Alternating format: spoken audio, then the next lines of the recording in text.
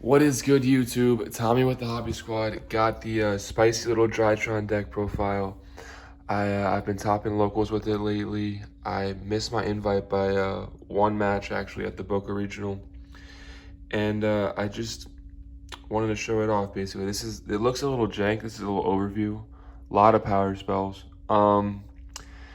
Yeah, it's gonna look a little jank if you haven't seen the combo video. Pretty much, it just loops the M7 with just summoning Idaten over and over again.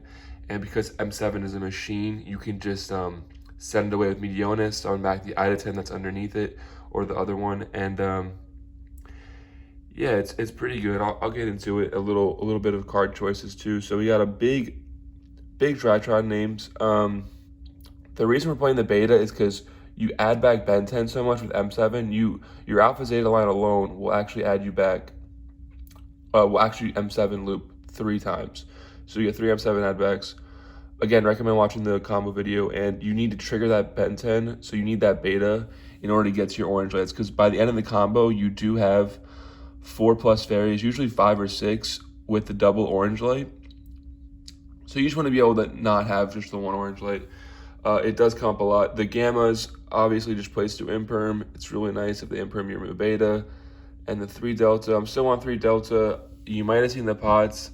I'll explain that in a little bit. But moving on, the last name is Draco Nids. Didn't play Natasha. Natasha, I feel like it does a very similar thing as Draco Nids. I am siding Natasha for when I go second or for when I'm going first, going into time. But Draco Ninja is just better playing into like Droll. You can send it off Mubeta, or it's just better against Scythe. When you get Scythe, then you have to attack all their stuff. So thought that was the move. Again, the double Idaten, double Ben 10. The Idatens are so good. It makes the deck what it is. I'm not playing the Megalith stuff, so if you watch the combo video, the only difference is off the Diviner search, you're gonna add Idaten, and off the Ben 10 search, off the Mubeta, you're gonna add another Idaten. But yeah, instead of another Ben 10. Then the Perfection, I am playing the Perfection build because it works really well with the combo. At the end of your Idaten loop, you just Idaten grab the spell, and then you have so many Ben 10s, you just get the Ben 10 search with the Perfection, and then that'll get you your orange light, your last orange light, usually, or you already have both. The triple diviner, you need to play the double orange light just because you are gonna have multiple fairies. If you get Dark Lord or something, you want to be able to have the double negate in hand. You don't want to just be stuck with one orange light with 3 fairies because it's just not value. The 3 diviner, just mostly to plays through like anything that's going to stop your Ben 10 from getting hit. Like if they ash your alpha or something, you want to be able to get the Ben 10. And I was on 2 diviner for a bit, but it's way too important to get to the Ben 10. We do have the 1 snow. Snow is insane because Beatrice is in our normal combo line. So what we do is we keep the Beatrice on field, or we can link, like if we already have a bunch of names, we could just send Snow and link off the Beatrice. But I like to send a name with Beatrice, and then on my opponent's turn send Snow, and you just get so much value out of it. Triple Nova. I was playing 2 and 2, 2 Nova, 2 Fat for a while, but Nova is so good in this list, especially because you get that free link 1, which you go in and cross sheep with. I know that sounds really jank, but you got to watch the combo video. The cross sheep play is actually pretty legit. It helps the deck in so many ways. But being able to not link off one of your machines and linking that free body allows you to have more machines to loop your Idatens, which is just the point of the deck, going first at least. 3 Cyber Emergency, pretty standard. 3 Prep, pretty standard. Prep's so good. Literally just allows you to play through hand traps. Same with pre-prep. I love pre-prep. It allows you to play through things like imperms and stuff like that. It also, if you already have the spell and you happen to have pre-prep, you can discard it off of the cross sheep. Same thing with Prosperity. If you draw Prosperity off cross sheep, you can just discard it.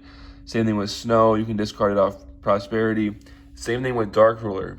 So I'm playing triple Dark Ruler, triple Droplet, and the 3 Prosperities. You want to see these going second. Like I don't want to auto lose going second as much as I trust myself to win the dice roll. The Dark Ruler is so insane. Like especially just against like Sword Soul or like the Punk deck, the Scythe Lock decks, like you just have Dark Lore, you pretty much win. Then the 2-Fav, again, getting to Nova is so good. And then the ritual spells, the Dawn and the Medionis, both really good. And the Foolish is just another name. The main deck's a lot. It's about 50, I'm pretty sure. But you have to keep in mind, we are playing a lot of gas, like a lot of gas. They're offset by our going second cards, but I think the ratios are pretty solid. I'm not going to lie to you. And we just had to fit certain stuff in, but we also did so by adding more names. We added more ways to get to Nova. So like, even though we have more going second cards, more orange lights, like bricks like that, and bricks like, I mean, Idaten's not a brick, but like without names, it can be bricky. But we added more names to kind of counter set that. Moving, I don't know why I said counter set. That's not really a word, but moving on, the triple M7s. Like I said before, like your regular Alpha Zeta combo does go triple M7, so like it's pretty insane. It's a machine, like I said before. You just get so much value. It's a soft once per turn, so you get to add back Ben 10 every time you summon it. Double Beta, I wanted to run 3, but you really can't. There's absolutely no room. It does come over, you can make 3, but it's a little win more. It's a little win more, and you can use, if you can make the other one, you can still use them as machines to go into your Pallades play. I mean, not Pallades, M7 play. And yeah, even if you have machines in hand, like it's just good because you're just looping Idaten and getting Medionis back, so you can just get rid of your machines in hand that you draw off Cross Sheep or whatever. Beatrice is so busted. Essential in the deck, essential in the combo. You got the Zeus package, really good. I'm not playing the rank 1, mostly because you don't have room, but it also works out because you're mostly attacking defense position stuff. Because games 2 and 3, like people respect Lightning Storm enough that like they put some of their stuff in defense position, and you can still Zeus them with the Downward, and it's fine. The one Appaloosa, you need it for the IP play. It's just really good. I'm running Boral Sword right now, mostly because I don't have room for a unicorn, so there's no real point of me putting an access code right now. Although this is an Earth, which is kind of crazy. It's another attribute. Cross Sheep is so good. It makes the deck so much better. It really does. And it doesn't really conflict with Prosperity too much because they play into each other. Like if you activate Prosperity, you banish this, obviously, off the pot. And like if you activate this and you draw 2 and draw pot, you can just discard it. So they really don't play into each other. And the reason I'm still playing, I forgot, I didn't tell you guys, the reason I'm still playing the triple Delta with the pot is 1, it's still a body, it's still a Drytron, and 2, you want to draw it off of this, and you want to discard Delta, and then you activate your Beatrice effect to send Beta, and you get all your names. Just off Alpha Zeta, you'll get all your names, which is really nice. IP's great. If you IP with Beatrice, this happens, I mean not Beatrice, if you IP with Beatrice, and you send Snow, you always get like a double Snow play. Like you have so many names in grave when you have all these and your spell, like the combo just puts like 20 plus names in grave, or just cards in grave, not names. But Anima, if I played Unicorn, I probably wouldn't play this just because you can play through Droll with Fafnir if they go, and then you make you make Link Karibo, and then you make IP, and you can make Unicorn on your opponent's turn. It's not very good, but through Droll, that might be all you have. The reason I'm playing this is sometimes you just catch your opponent like with their pants down, and like you try to take a Baron or something, and this is just so free. It's a free negate like bait, which is really cool. The one Herald, kind of busted. Entis, you have to play these. They actually do come up. I mean, obviously they come up, but I mean, the Entis does come up. The deck originally wasn't trying to play Entis because the deck is so tight and extra, but you pretty much have to. Moving on to siding, I wish I would have told you earlier my siding patterns when I had the deck laid out. But I'm siding Triple Ash. I know this is really controversial because, I don't know, people just tell me not to side Ash, but it's so good in this format, particularly against Despia. And I sided in against almost anything just to slow them down. I also side out all my pre-prep stuff, my my perfection, all that stuff. I side out an Idaten, I side out the orange lights. Sometimes I'll side out the beta because you don't actually make the M7s going second. It's more of a going first thing. And I'll side out, what did I miss? Snow. I don't know if I said that already. But yeah, I side out a lot of stuff.